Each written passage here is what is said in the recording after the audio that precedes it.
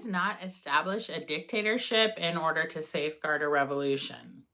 One makes the revolution in order to establish the dictatorship. George Orwell.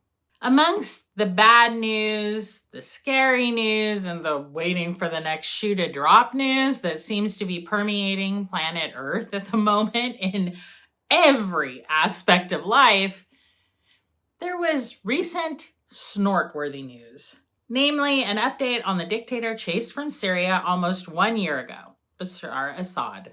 I don't think anyone anywhere actually argues that Assad is a good guy. There might be someone doing so, but usually instead of trying to divert attention from his atrocities to his accomplishments, somewhere along the way it is really understood there aren't accomplishments that aren't atrocities to speak of. For a hot minute in December 2024, we had no idea where Assad was. Then we learned he was in Moscow and planning to begin releasing a podcast.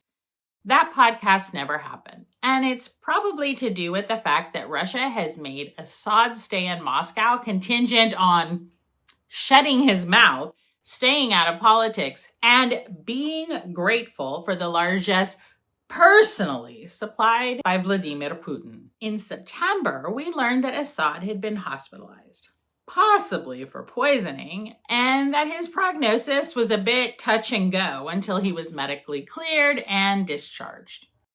Then, in October, we learned that Assad was spending his days in a massively luxurious apartment playing online video games and making shopping forays down to the mall under his opulent dictator in exile pad. Just an aside here, this seems to be an awful lot of specifically identifying information made public. His ostentatious abode seems to laugh in the face of justice, but the one drawback is the height. Moscow, after all, seems to inspire certain high-level people to attempt flight out their windows. Perhaps Assad would have been better off to choose something more humble, but on the ground floor. That would rather fly in the face of everything it means to be Bashar Assad, however. And also, it's not unknown for ground floor leaps to turn out deadly anyway. Dictators have, from the beginning of time, been purged from their positions. Not all dictators, of course, but enough. Those lucky enough to escape death, so not Mussolini or Ceausescu, often find themselves far from home and limited in their options. It's often a gilded cage, but to a tyrant used to bending the universe to their will, it's not an optimal option. In fact, it was the example threat used by the Empress Theodora in Byzantium in 532, when Justinian wanted to flee the Nika riots. Those who have worn the crown should never survive its loss. How could an emperor ever allow himself to become a fugitive? Not all dictators show such resolve as their enabling apparatus of horror fades away around them, however. For instance, Herod Antipas is known to posterity via his role in the Bible, or possibly from his portrayal in Jesus Christ Superstar. The version from 2000 is the best, in my opinion. That's all you need to do, and I'll know it's all true. Come on, King of the Jews. After beheading John the Baptist and trying to get Jesus to perform as though in a circus, then sending him right back to Pilate, Herod hung around his domains for quite a while. For us, the star of that show was Jesus. At the time, however, Herod felt he was the more important actor in the scene and should get top billing. And so, Herod remained. In total, ended up ruling for 43 years. In that time, he never received the title of king. He did want it, though. It's not unusual for rulers, even client rulers, to have something of an issue with main character syndrome. So Herod ruled Galilee and Perea under Augustus Caesar. He continued to rule them under Tiberius. And it was under Caligula, in around the year 37, that he finally asked for his dearest wish, to become king. But you don't rule, even as a client ruler, without making enemies. And one of Herod's enemies accused him of conspiracy against the very and increasingly paranoid Emperor Caligula. Caligula believed the conspiracy charges, but maybe he didn't really believe them fully, because rather than Herod doing the Roman version of falling out a window in Moscow, he was exiled to what is now Lyon in France. It wasn't the best place to go, but it really could have been much more wild and much worse. The city was the center of power in Roman Gaul and Germany. Herod, who was at least 59 by this time, didn't last long. But we don't really know how or why or even exactly when he died. You see, he wasn't really important enough to keep track of any longer. His dictating days had ended. One certainly did not need to be a male tyrant to warrant exile either. At the end of the 700s, the Byzantine Empress Irene decided that she wanted out from under the shadow of a man, first her husband and then her son, and that the world was going to hear her roar. At first, couching her reign in terms of a regency for her underage son, she crushed plots left and right, consolidating her power enough that when her son reached the right age and began to demand his throne back, she had him confined. Her army was still not fully on board with this whole woman in charge idea, and so they forced the issue. Her son, Constantine VI, was released. Irene was confined, and the world seemed to be back to the comforting glow of apex males. Comforting at least to those males who were at the apex. In any case, it turns out that young Constantine was a crappy ruler, or maybe just a young ruler who had bitten off too much. Things were not going well, which is not a good look when the whole point of being in charge was man good, woman bad. So Constantine brought back his mother to share power. The thing is, Irene didn't share, even with her kid. For 5 years, her tendrils creeped out and seized more and more until finally in 797, she had her son Constantine ambushed, captured, blinded, and confined to a monastery. He didn't survive long. Blinding seemed to be one of Irene's favorite tricks. She had used it previously, but now it pretty much became a fad. Like when guys started shaving off parts of their eyebrows. The blinding thing was pretty bad, but that actually wasn't why the Pope was bothered by the whole situation. The throne of the Holy Roman Empire could not be held by a woman, for goodness sake. And so the Pope declared it vacant. Irene was in Constantinople anyway. And then the Pope crowned a new Holy Roman Emperor, Charlemagne.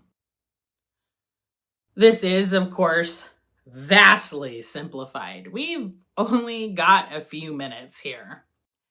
Anyway, at this point, everyone had had about enough of Irene and her blinding people. And so she was overthrown and exiled to the island of Lesbos.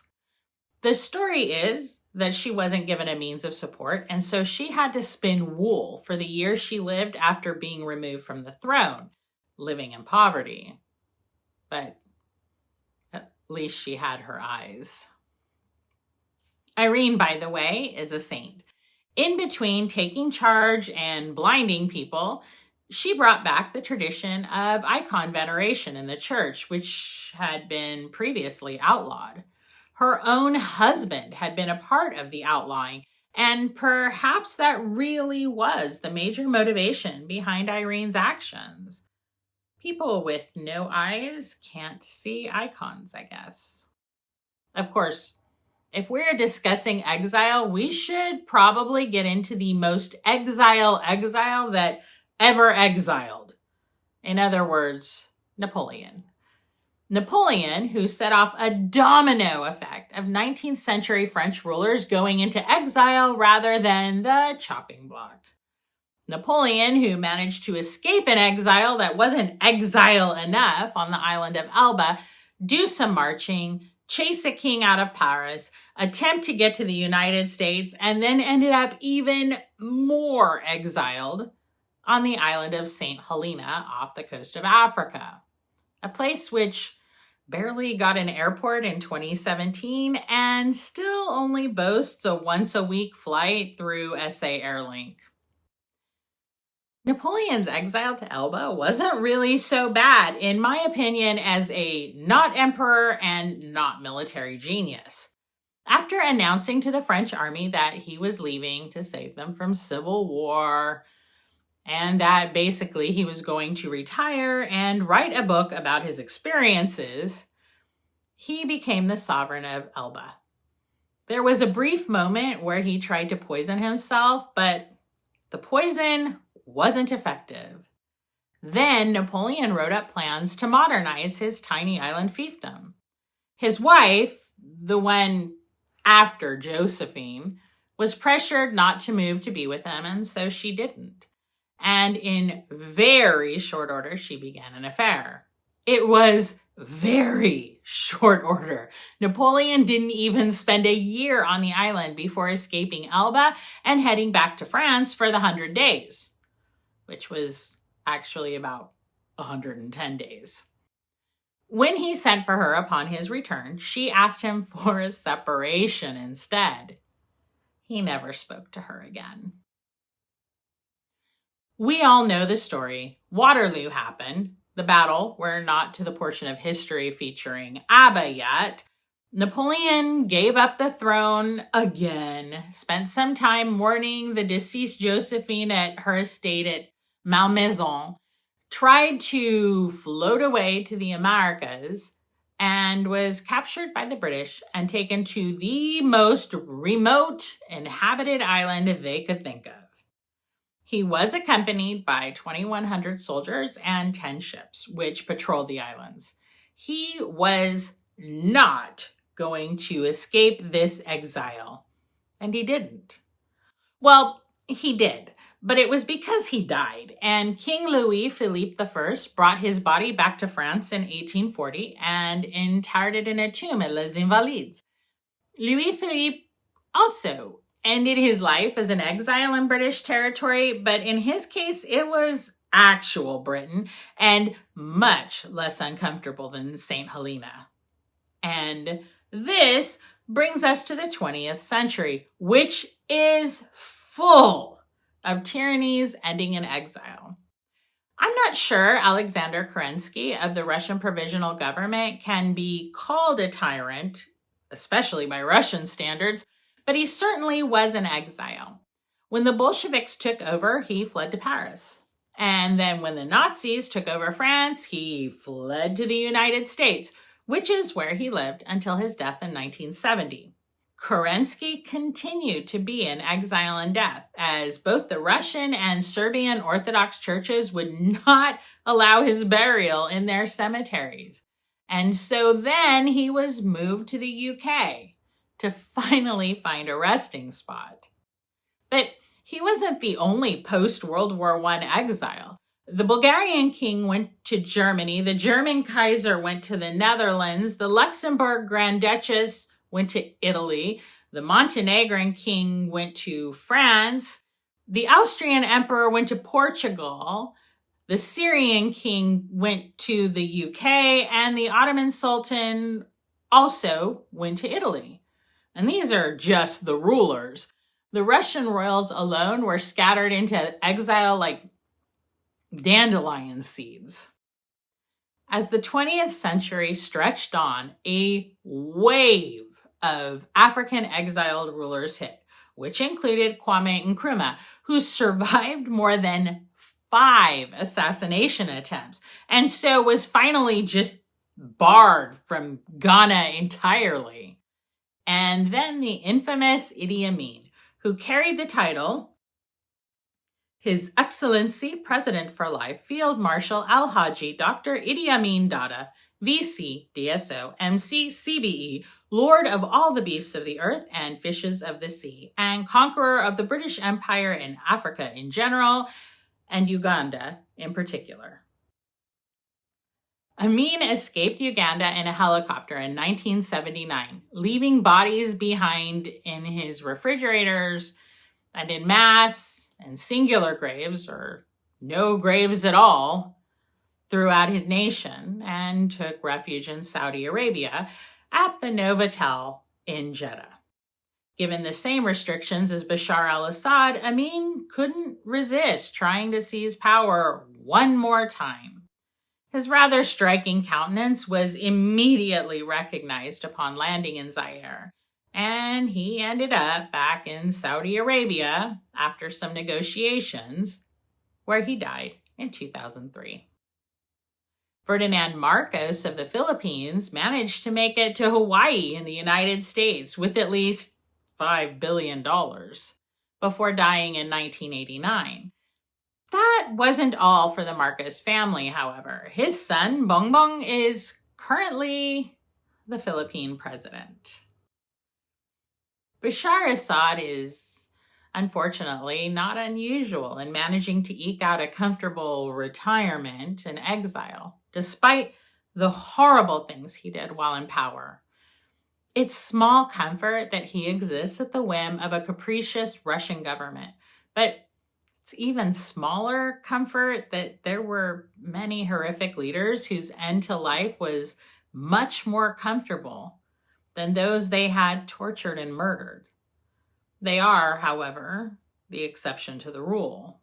Tyrants are far more likely to end up like Ceausescu, Gaddafi, Mussolini, and Julius Caesar. Even Oliver Cromwell was dug up and posthumously executed and displayed, and that seems like far more justice than an opulent retirement. Still, the Assad apartment is very high up, and his story has not yet ended.